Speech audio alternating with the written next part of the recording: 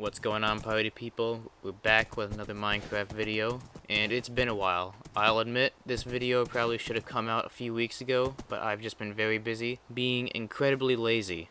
So here we are anyways. So for today's video, I have quite the project ahead of me. I'm planning on making a potato empire, due to the fact that I have too many villagers to deal with because of last episode's love making. Besides the villagers, the most expensive material I'm gonna need for my plans is gonna be glass. So I took the horse out into the wilderness and dug a bunch of sand for a few hours.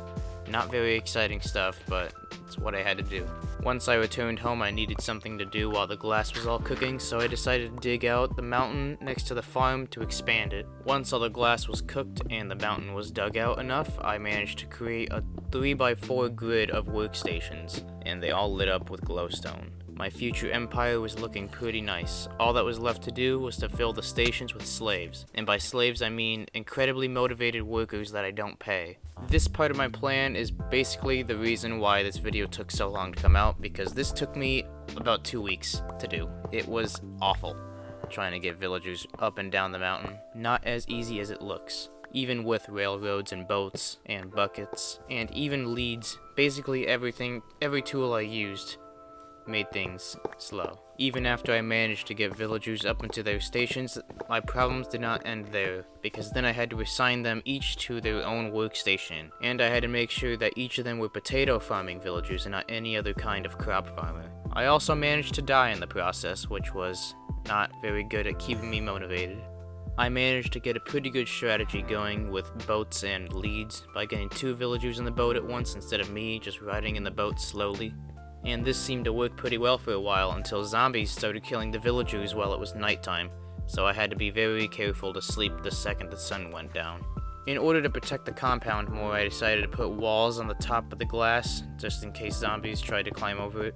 This only helped a little bit because some villagers are still going missing in the nighttime, and I'm thinking it's the zombies. After a very ungroovy time trying to get these villagers up there, I actually made quite a bit of progress, and the compound's looking pretty nice so far.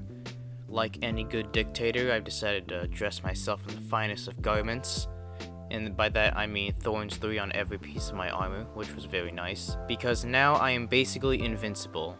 I watched the skeleton slowly kill himself while not touching him. I've never felt more powerful.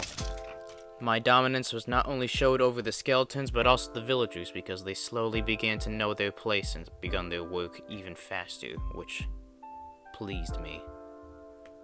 After a while, I had a few extra villagers, so I decided to put a few of them in the library to try and get some more books. And this was almost just as bad as getting them up the mountain into the farms, because the baby villagers do not go upstairs very easily. I could not tell you how many times I became very close to killing a bunch of children over this. That's pretty much the end of this story for this video. It may not sound like much, but this took me like 2 weeks to do, and it was awful. It was such a boring, process that I couldn't do it for longer than like an hour, so I just have to come back like every other day or so. And that's probably the main reason why this video is out so late. But nevertheless, I was very pleased with it when it was finished. I'm now starting to make quite a profit, and I can trade all those potatoes with the farming villagers, which hasn't made me much money yet, but it will in the future, I know. With some extra time I had, I decided to start construction on a little building I'm probably going to use for alchemists, I'm thinking. And I think it looks pretty nice so far.